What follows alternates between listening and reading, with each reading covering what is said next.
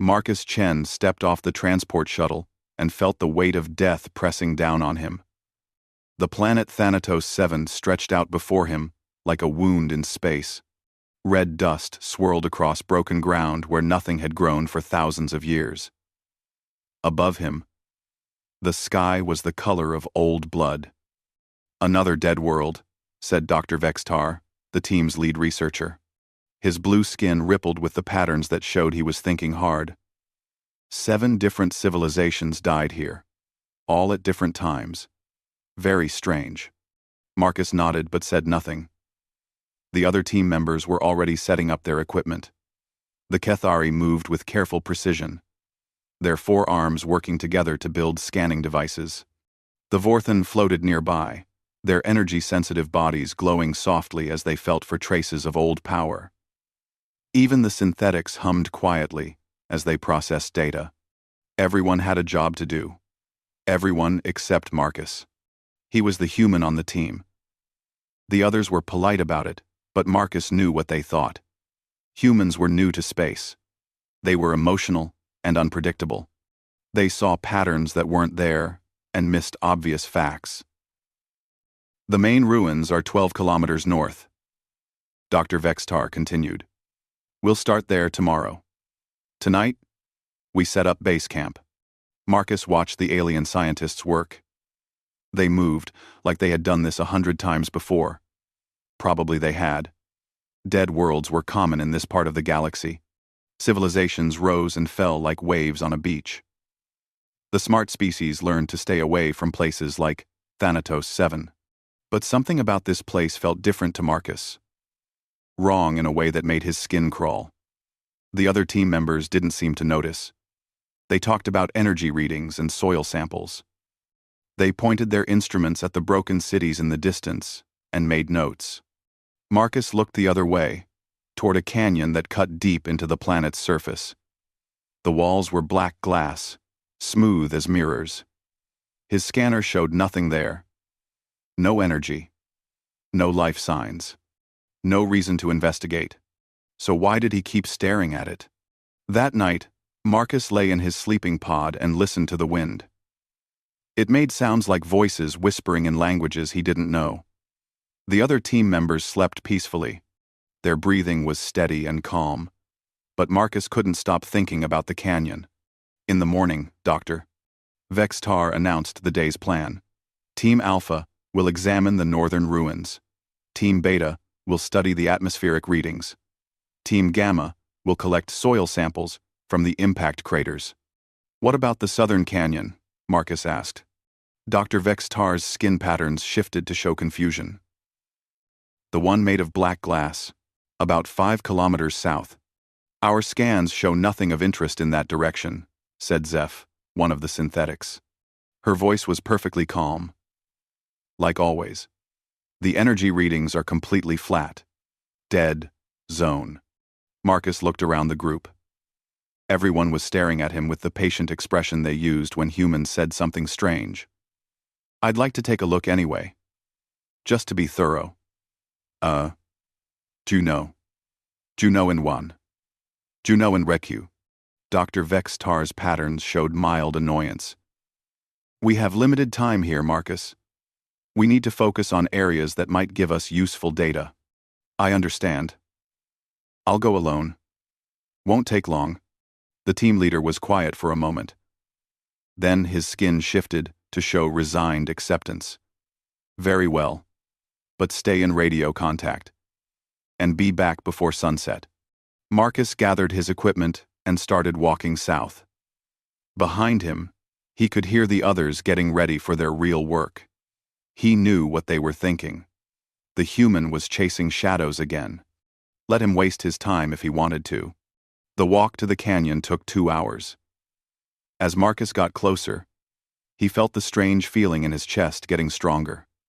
It was like sadness, but not his own sadness.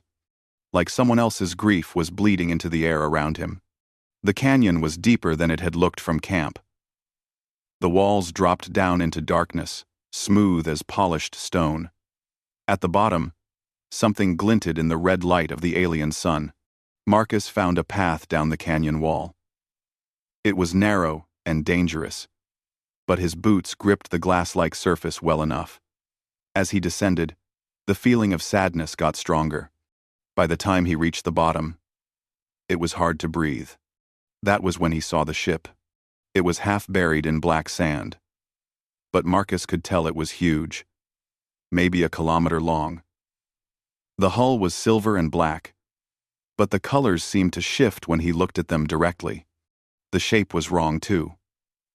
It had curves that shouldn't exist and angles that hurt to think about. Marcus approached slowly. His scanner was going crazy, showing readings that made no sense. Sometimes it said the ship was made of metal.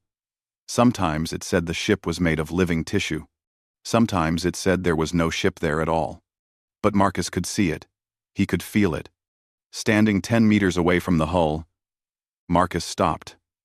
The ship looked dead, like everything else on this planet. But there was something underneath the silence. A waiting feeling. Like the ship was sleeping, not dead. Marcus took off his helmet. The air should have killed him instantly. Thanatos 7's atmosphere was full of poison. But somehow, Marcus could breathe. The air tasted like metal and old tears, but it didn't hurt his lungs. He walked closer to the ship. Up close, he could see that the hull wasn't really solid. It moved slightly, like the surface of water, like it was alive. Marcus reached out and touched the metal. It was warm. "Hello," he said. The ship woke up. Light raced across the ship's surface, like water flowing uphill. The patterns were beautiful and terrifying at the same time. Marcus stepped backward, but he couldn't look away. The lights seemed to be trying to tell him something, but he didn't understand the language. Then the ship began to change. The solid metal hull started flowing like liquid. A section near Marcus began to fold inward, creating an opening just big enough for a person to walk through. The edges of the opening pulsed gently, like a heartbeat. Marcus's radio crackled to life. "Marcus, report your status," came Dr. Vextar's voice. "We're reading some unusual energy spikes from your location." Marcus looked at the opening in the ship. Everything in his training told him to step away. Report the discovery. Wait for the full team to arrive with proper equipment. Follow safety protocols. Instead, he turned off his radio. "I'm sorry," Marcus whispered to the ship. "I don't know if you can understand me, but I'm going to come inside now." The lights on the hull pulsed brighter, and Marcus felt something that might have been welcome. He stepped through the opening. Inside, the ship was impossible. The corridor stretched out in front of him, but it seemed to go on forever. The walls glowed with soft blue light that came from everywhere and nowhere. When Marcus moved forward, the corridor changed shape around him, always staying the same size, but somehow different each time he looked. His equipment was screaming warnings at him. Temperature readings jumped from freezing to burning and back again. Radiation detectors couldn't decide if he was safe or dying. But Marcus felt fine. Better than fine. The air inside the ship tasted clean and somehow familiar. As he walked deeper into the ship, Marcus began to hear things. Not sounds exactly, but something like voices, speaking just too quietly to understand. They seemed to be coming from the walls themselves. Sometimes he caught fragments that sounded almost like words, but in no language he recognized. The corridor opened into a vast chamber. The ceiling was so high that Marcus couldn't see the top. Each panel showed moving patterns of light that looked almost like writing. In the center of the chamber was a pillar of crystal that reached from floor to ceiling. Inside the crystal, more lights moved in complex spirals. As Marcus approached, the lights began to move faster. Then the voices became clear. They weren't speaking to his ears. They were speaking directly into his mind. Hundreds of voices, maybe thousands, all talking at once. But instead of being confusing, it was like listening to a choir. Each voice was different, but they all worked together to create something beautiful. "Welcome," the voices said. Marcus fell to his knees. The emotion in those words hit him like a physical blow. These voices carried the weight of ages, the sadness of loss beyond measure. But underneath the sadness was something else. Hope. "Who are you?" Marcus asked out loud. "We are the Eterna," the voices replied. "Or we were. Now we are memory.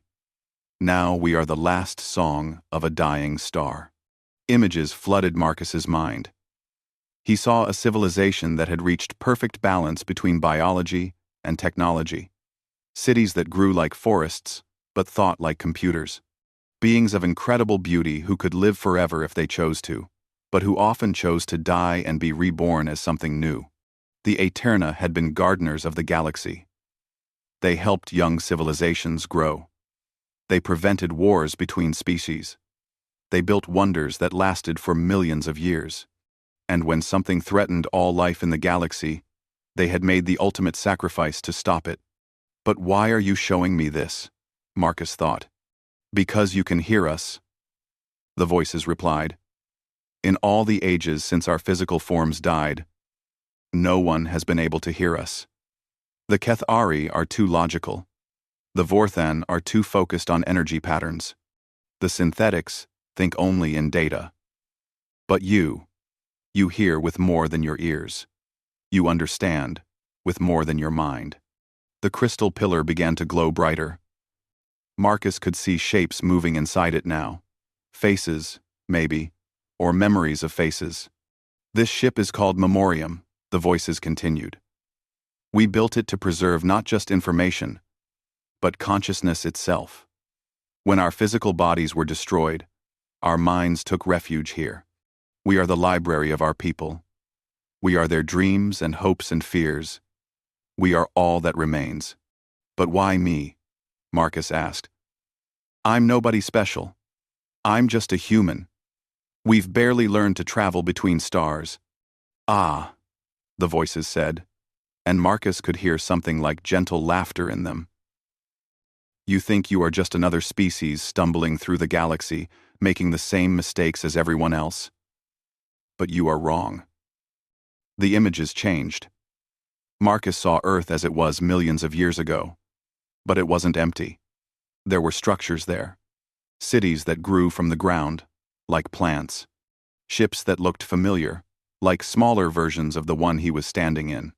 "Humanity is not native to Earth," the voices explained.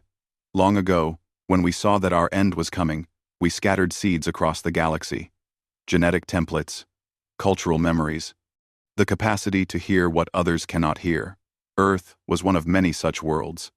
Marcus felt like the ground was falling away beneath him. "You're saying humans are descended from your people?" "Not descended," the voices corrected.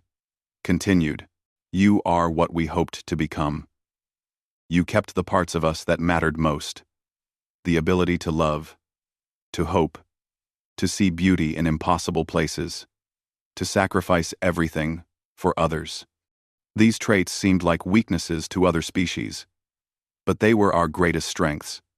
The ship around Marcus hummed with sudden energy. Panels that had been dark began to glow. Corridors that had been empty filled with light. For the first time in eons, Memoriam was truly alive again, and it was responding to Marcus's presence. "You are the key we have waited for," the voices said. "The one who can bridge the gap between what we were and what we hope to become. But the choice is yours, Marcus Chen. You can walk away from this place. Return to your team. Live your life as you planned. Or," Marcus asked, "or you can accept your heritage. Become the first human guardian. Help us prepare your species for what is coming. Because the danger we died to stop, it is not truly gone. It is only sleeping. And when it wakes, only humanity will be able to stop it." Marcus stood in the center of the chamber, surrounded by the voices of an ancient people. His radio was crackling with increasingly urgent calls from his team. They would be looking for him soon. They would find the ship. Everything would change whether he was ready or not. But for the first time in his life, Marcus felt like he was exactly where he belonged. "Tell me what I need to know," he said. The crystal pillar began to pulse with deeper light. Marcus felt something touch his mind. Gentle, but vast. It was like standing at the edge of an ocean and feeling the first wave wash over his feet. "See," the voices whispered. The chamber around Marcus faded away. In its place, he saw worlds beyond counting. Green planets with silver cities that sang in the wind. Space stations shaped like flowers that bloomed between the stars. Ships that moved like living things through the dark. This was the Aeterna Empire at its height. Not an empire built on conquest, but on nurturing.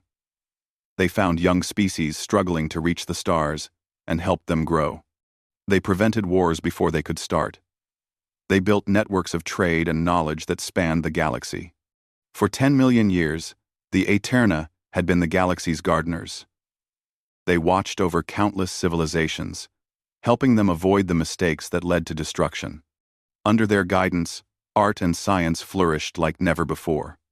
But paradise never lasts forever. The images in Marcus's mind changed. He saw the edge of the galaxy, where space itself began to fray. There was something there, a darkness that was more than the absence of light. It was the absence of everything.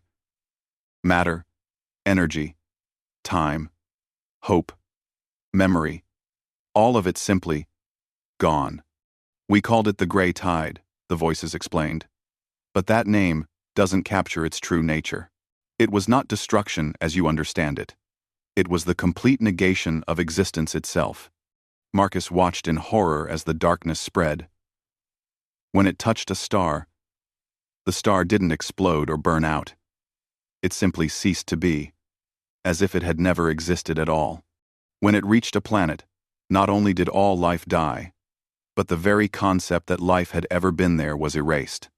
Worse, the gray tide seemed to learn as it consumed. It grew faster and hungrier with each world it devoured. The Aeterna tried everything to stop it. Weapons that could destroy solar systems barely slowed it down. Barriers of pure energy were absorbed like morning mist. Then came the terrible realization. The gray tide wasn't just destroying the present. It was erasing the past and future as well. Civilizations that had been gone for millions of years were suddenly forgotten, as if they had never been. The very laws of physics began to break down in areas where the tide had passed. "We had perhaps 1,000 years before it would reach the core worlds," the voices said. 1,000 years to find a solution that no one had ever imagined before. The images showed the Aeterna's desperate final efforts. They built weapons that used the force that held atoms together. They tried to reason with the tide, to communicate with it. They even attempted to flee to other dimensions. Nothing worked, but they had one last idea. One final gamble that required them to sacrifice everything they were. The Aeterna had learned to transfer consciousness between bodies millions of years earlier. Death was just another transition for them, but this was different. They would upload not just their minds, but their entire essence into ships like Memoriam. They would become pure consciousness, beings of thought and memory alone. And then they would use their combined will to create a barrier the gray tide couldn't cross. "We knew the price," the voices continued. "To stop the tide, we would have to give up physical existence forever. We would become guardians of a prison that could never be opened. But the alternative was the end of everything that had ever mattered." Marcus saw the final days. Across thousands of worlds, the Aeterna said goodbye to their bodies and joined the great uploading. Their cities fell silent. Their gardens grew wild. But their consciousness lived on in ships scattered throughout the galaxy. When the gray tide reached the edge of Aeterna space, it met something it had never encountered before. Not matter or energy, but pure will. The combined determination of an entire species that refused to let existence end. The battle was not fought with weapons, but with something deeper. The Aeterna poured their memories, their love, their hope into a barrier of living thought. Every moment of joy they had ever experienced, every act of kindness, Every beautiful sunset they had witnessed, all of it became part of the wall that held back nothingness. The gray tide raged against the barrier for centuries, but it could not pass. Slowly, reluctantly, it retreated to the void between galaxies. There it waits still, growing stronger, searching for a way through. But our victory came at a cost we did not expect. The voices said, sadness flowing through their words like cold water. The barrier requires constant maintenance. We cannot rest. We cannot truly live. We are prisoners of our own success, bound forever to guard against a threat that grows stronger each day. Marcus felt tears on his cheeks. The magnitude of the Eterna's sacrifice was overwhelming. An entire species had given up everything to save the galaxy, and they had been forgotten by the very civilizations they had died to protect. How long can the barrier hold? He asked. The voices were quiet for a long moment. Not forever, they finally admitted. Perhaps 50,000 of your years. Perhaps less. The tide learns. Even in its prison. It tests the barrier constantly, looking for weakness. And we grow fewer with each passing age. Fewer? But I thought you were consciousness. How can you die? Even thoughts can fade, the voices replied. Some of our number have chosen to dissolve into pure memory, becoming one with the barrier itself. Others have simply let go. The burden of eternal vigilance is heavy, Marcus Chen. Even we have limits. The crystal pillar pulsed brighter, and Marcus felt the ship around him responding. Panels that had been dark for eons began to glow with new purpose. Systems that had slept for millions of years hummed to life. But you have given us something we had lost. The voices continued. Hope. When you spoke to Memoriam, when you entered this ship, you did more than make contact with us. You proved that our sacrifice was not in vain. Humanity carries on what we began. But why humans specifically? Why not the Kethari or the Vorthon? They're smarter than we are, more advanced. They are indeed intelligent. The voices agreed. But intelligence alone cannot maintain the barrier. It requires something that most species lose as they become more civilized. The willingness to sacrifice everything for others. The ability to love beyond reason. The stubborn refusal to accept that any cause is truly hopeless. Marcus thought about his own species.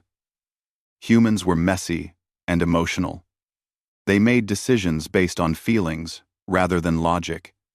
They often helped others, even when it hurt them to do so.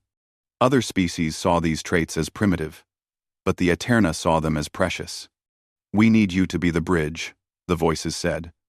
The connection between our knowledge and humanity's heart. The barrier will not hold forever. When it fails, the gray tide will surge outward again. Only beings with Eterna heritage, CHP, only humans, will be able to operate the containment systems we have prepared throughout the galaxy. What containment systems? Ships like this one, hidden on dead worlds across known space. Ancient stations disguised as asteroids or moons. Weapons that draw power from the quantum foam itself. We have been preparing for this day for millions of years. But all of our preparations require one thing. Someone who can hear us. Someone who can bridge the gap between thought and action. Marcus felt the weight of destiny settling on his shoulders like a heavy cloak. He was just one man, barely 30 years old. How could he possibly be responsible for the survival of the galaxy? As if hearing his thoughts, the voices spoke again. You will not be alone. This ship will be your partner, your teacher, your home. And through Memoriam, you will have access to the knowledge of our entire civilization. More than that, you will be the first of many. Humanity must be prepared for what is coming. And if I say no, then you return to your life, and we respect your choice. But Marcus, the gray tide grows stronger each day. The barrier shows new cracks each year. If humanity is not ready when the time comes, everything that has ever lived will die. Not just die. It will be as if it never existed at all. Marcus closed his eyes and thought about his team back at the base camp. They were good people, dedicated scientists, trying to understand the universe. They had no idea that their entire existence hung by a thread maintained by an ancient species they had never heard of. He thought about Earth, about the billions of humans who lived their lives in blissful ignorance of the cosmic responsibility they had inherited. They deserved to know. They deserved the chance to choose their own fate. When Marcus opened his eyes, his decision was made. "Show me what I need to do," he said. The crystal pillar began to change. Its surface became clearer, like looking through perfect glass. Inside, Marcus could see shapes that looked almost human, but stretched and beautiful in ways that shouldn't be possible. The preserved consciousness of the Eterna, waiting in their crystal tomb. To become a guardian, the voices explained, you must join with us. Your consciousness will merge with Memoriam's systems. You will gain access to our knowledge, our memories, our abilities. But the process, it cannot be undone. You mean I'll die? Your body will be transformed, converted into pure information like ours. You will exist as thought and memory, able to interface with any Eterna technology across the galaxy. In many ways, you will be more alive than you are now. But you will never again walk on a planet's surface or feel rain on your face. Marcus felt his heart racing. The choice they were asking him to make was enormous. Give up his physical existence to become something beyond human understanding. Never again see his friends or family. Never again experience the simple pleasures of being alive. But the alternative was worse. If he walked away, if he pretended this had never happened, the gray tide would eventually break free. Everything he loved would be erased from existence, as if it had never been. We do not ask this lightly, the voices continued. We know the weight of what we ask. For millions of years, we have carried this burden alone. But we grow weaker, and the enemy grows stronger. We need fresh strength, new perspectives. We need humanity's gift for hope. How long do we have? Marcus asked. Before the barrier fails? The answer came with a flood of technical data that made his head spin. Quantum stress measurements, temporal displacement calculations, probability matrices that stretched beyond his understanding. But underneath all the complex math was a simple truth. Perhaps 50,000 years if nothing changes, the voices said. But there are signs that trouble us. Dark matter concentrations near the barrier. Exotic energy readings that suggest the tide is learning new ways to attack. It may be much sooner. Marcus walked around the crystal pillar, studying the faces preserved inside. Each one had made the same choice he was being asked to make. Each one had given up everything to protect others they would never meet. Is there no other way? Some technology that doesn't require such sacrifice? We have searched for alternatives for eons. The nature of the gray tide makes conventional solutions impossible. It is not matter or energy that can be destroyed or redirected. It is the absence of being itself. Only consciousness, only will, only the absolute refusal to accept defeat can hold it back. Marcus's radio crackled to life again. Doctor. Vextar's voice was sharp with worry. Marcus, your last transmission was hours ago. We're mounting a search operation. Please respond immediately. Marcus looked at the radio in his hand. His team was out there, probably worried sick about him. They were good people doing important work. They deserved to know what was really at stake in the universe. But could they handle the truth? Could humanity as a whole handle knowing about the gray tide? About their inherited responsibility? About the choice that lay ahead? You could tell them, the voices said, reading his thoughts. But knowledge without power leads only to despair. Better to begin slowly, to find others like yourself who can hear us, to build a foundation before revealing the full scope of the danger. Others like me? Humans with strong Eterna heritage. There are not many, but they exist. Artists who paint impossible visions. Scientists who make intuitive leaps beyond logic. Dreamers who refuse to accept limitations. We have been watching, waiting for the right time to make contact. Marcus felt a spark of hope. He wouldn't have to bear this burden alone. There would be others who could understand, who could help prepare humanity for its destiny. But first, you must choose, the voices continued. The process of joining with us is irreversible. Once begun, there is no path back to purely human existence. Will I still be me, or will I become like you? You will become something new. Neither fully human nor fully Aeterna, but a bridge between both. Your human emotions, your capacity for hope and love, these will remain. Indeed, they will be amplified. But you will also gain our knowledge, our perspective, our abilities. The chamber around Marcus began to change. The walls became transparent, showing him views of space outside the ship. But these weren't normal views. He could see energy patterns flowing between stars, quantum threads connecting distant galaxies, the cosmic web of existence itself. With Aeterna sight, you will perceive reality as it truly is, the voices explained. You will see the connections that bind all things together. You will understand technologies that seem like magic to other species. And you will be able to communicate with the containment systems we have hidden throughout the galaxy. Marcus saw them then, scattered across known space. Ancient stations disguised as asteroids, their true purpose hidden from scanning instruments.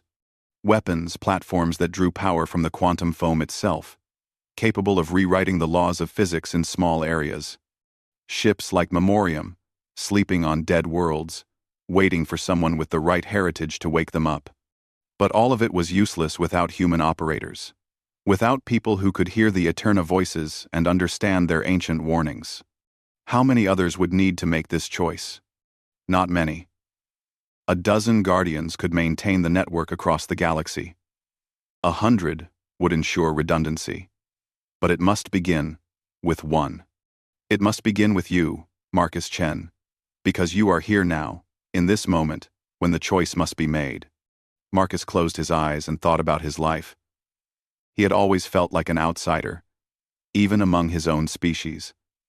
He saw patterns others missed, felt emotions that seemed to come from nowhere. Now he understood why. He was the product of millions of years of careful genetic cultivation, bred to be a bridge between humanity and something greater. But was he ready to give up everything he had ever known? The radio crackled again. Marcus, we're tracking your signal. We'll reach your location in 2 hours. Please confirm you're safe. Marcus, 2 hours. That was how long he had to make the most important decision in human history. The decision that would either save the galaxy or doom it to eventual erasure.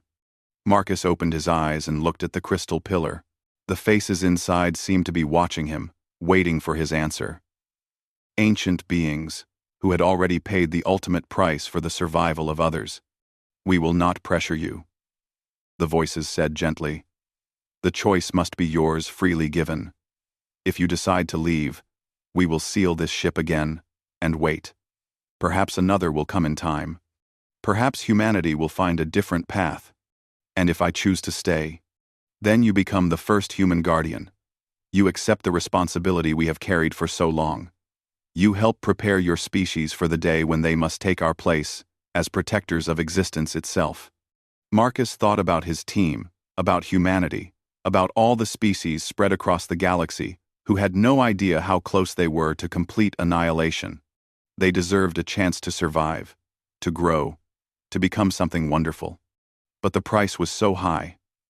His life, his humanity, his future, all of it, sacrificed for people who would never know his name or understand what he had given up for them.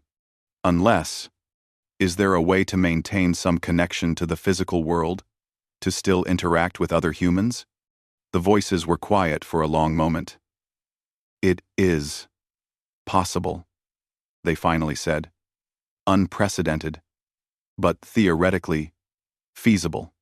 You could maintain a physical form while also existing as consciousness within our network.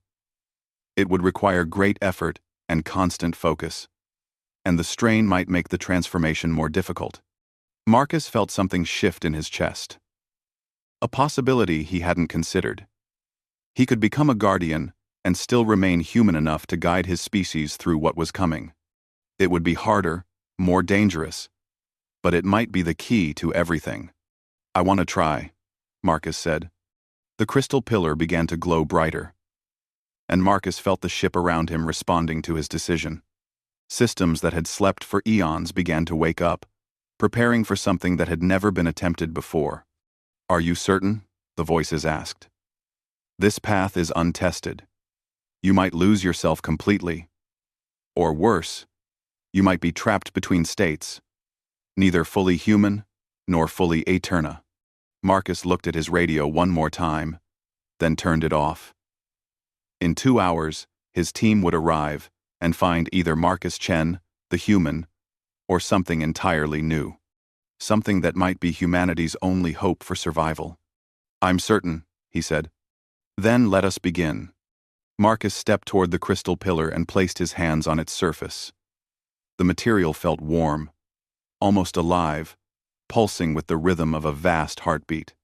Light began to flow from the crystal into his skin, spreading up his arms like liquid electricity. "Begin with breath," the voices instructed. "Let your consciousness expand beyond the boundaries of flesh." Marcus closed his eyes and focused on breathing. But as he did, something strange happened. Each breath seemed to connect him not just to the air around him, but to the entire ship. He could feel memoriam systems like extensions of his own body. The engines were his heart, the sensors his eyes, the communication arrays his voice. "Good," the voices said. "You learn quickly. Now reach deeper. Touch the network that connects all Eterna technology across the galaxy." The sensation expanded beyond the ship. Marcus felt his awareness stretch across space, touching distant stations and sleeping vessels. Each connection was like gaining a new sense, a new way of perceiving reality. He could see the quantum threads that connected all matter, the probability waves that determined every possible future. And underneath it all, he felt the barrier, the massive construct of pure will that held back the gray tide. It was beautiful and terrible at the same time. A wall of concentrated determination, built from the hopes and dreams of an entire civilization. But it was weakening. Marcus could see the cracks forming, hairline fractures in the structure of thought and memory. The gray tide pressed against those weaknesses constantly, testing them, learning from them. In some places, tiny wisps of nothingness had already begun to seep through. "You see the urgency now," the voices said. "This is why we could not wait longer. Why the choice had to be made today."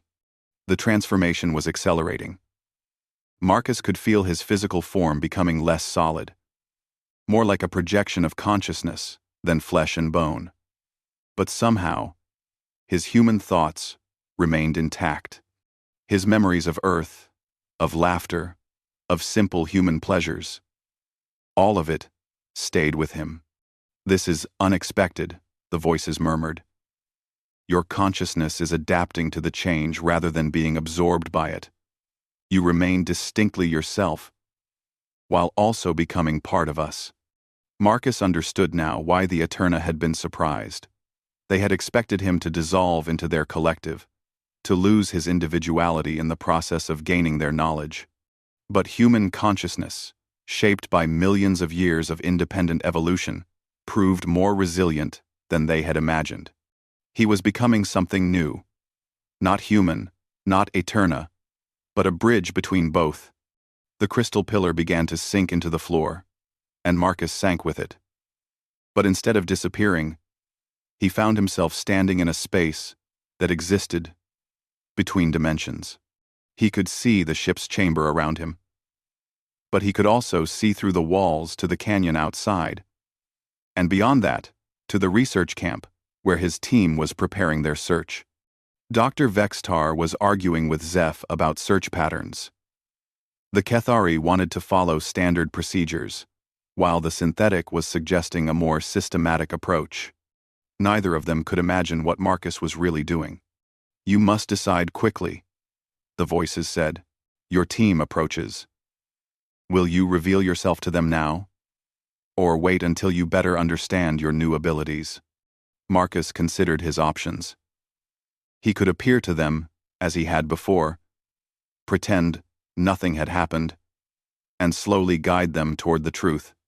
Or he could show them Memoriam in all its glory and trust them to handle the revelation responsibly.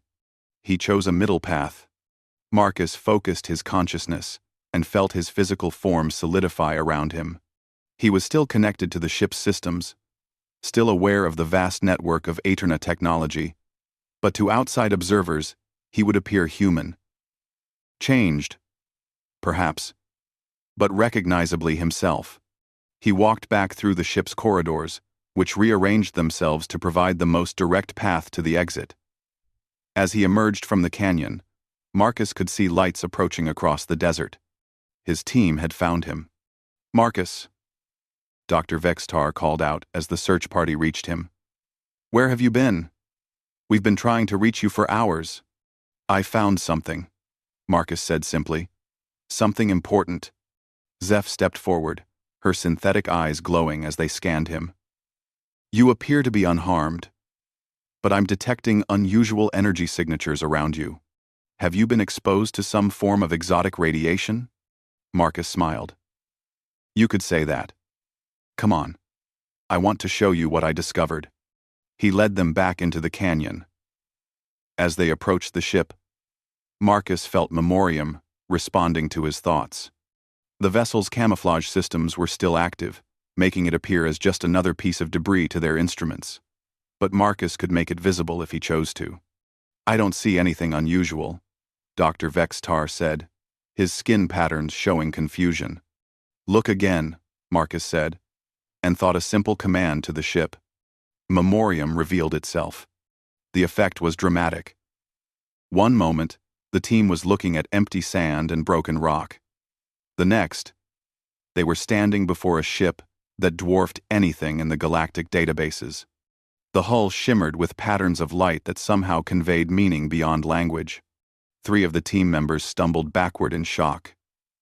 Zeph simply stood motionless, processing what her sensors were telling her. "This is impossible," Dr. Vextar whispered. "Our scans showed nothing. Nothing at all." "Your scans showed what the ship wanted them to show," Marcus explained. "It's been hiding here for millions of years, waiting for someone who could hear it." "Hear it?" The Keth Ari's skin patterns shifted rapidly through confusion, fear, and wonder. "You mean it's alive?" Marcus approached the ship's hull and placed his hand on the warm surface. Light flowed around his fingers, and an opening appeared. "More than alive. It's conscious. It's been waiting to make contact."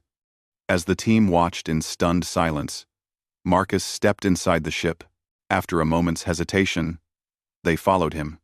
The interior was even more impressive than the outside. Corridors that shifted and flowed like living tissue. Walls covered in displays, showing star charts of impossible complexity. And everywhere, the sense of vast intelligence, watching, listening, welcoming. "By the void," breathed Zeph. "The computational capacity required for this level of adaptive architecture. It exceeds anything in our databases by several orders of magnitude." "Welcome," said a voice that spoke directly into their minds. "We greet you, friends of Marcus Chen. We have much to discuss." The team froze as the Aeterna Collective addressed them directly. Dr. Vextar's skin went completely pale, a sign of extreme shock in his species. Zeph's optical sensors dimmed as she struggled to process the implications of telepathic contact. "You're all right," Marcus said gently. "They won't hurt you. They've been alone for a very long time, and they need our help." Over the next few hours, Marcus carefully explained what he had learned. He told them about the Aeterna, about the Grey Tide, about humanity's hidden heritage. He shared only the essential facts, keeping the more overwhelming details for later. The team's reactions were predictable: shock, disbelief, fear, and finally, a growing understanding of the magnitude of what they had discovered. "So, you're saying, Doctor," Vextar said slowly, "that there's a force of pure entropy imprisoned at the edge of the galaxy, and only humans can operate the technology needed to keep it contained?" "Essentially, yes," Marcus replied. "But it's not just about maintaining a prison. It's about preparing for the day when we might have to fight it directly. And you've already undergone some kind of transformation to interface with their systems," Zeph observed. "I can detect quantum fluctuations in your neural patterns that weren't there before." Marcus nodded. "I'm still human, but I'm also something more now. A bridge between our species and theirs. And I'm not the only one who'll need to make this choice." He looked at each of his teammates. "The Eterna can identify humans with the strongest genetic markers of their heritage. Dr. Vextar, your databases contain population records from dozens of worlds. Zeph, your processing power could help us model the selection criteria. Together, we could find others, like me." "Others who could undergo the same transformation?" Dr. Vextar asked. "Others who could choose to," Marcus corrected. "No one will be forced, but they deserve the chance to know what they're capable of, what their species is destined for." The team was quiet for a long moment, absorbing the implications. Then, Zeph spoke up. "If what you're telling us is true, then this discovery changes everything. The political structure of the galaxy, the balance of power between species, the very nature of existence itself." "Yes," Marcus agreed. "It does. But the change was always coming. The gray tide grows stronger every day. The only question is whether we'll be ready when it breaks free." Dr. Vextar's skin patterns shifted to show determination. "What do you need from us? What do you need from us?" Marcus smiled, feeling the ship around him pulse with approval. This was how it began. Not with grand declarations or dramatic gestures, but with a small group of scientists deciding to trust each other with the truth. "Help me find the others," Marcus said. "Help me wake up humanity. And help me prepare for the day when we'll need to save the galaxy." Through the ship's sensors, Marcus could see the stars above the canyon. Somewhere out there, at the edge of everything, the gray tide waited in its prison of thought and will.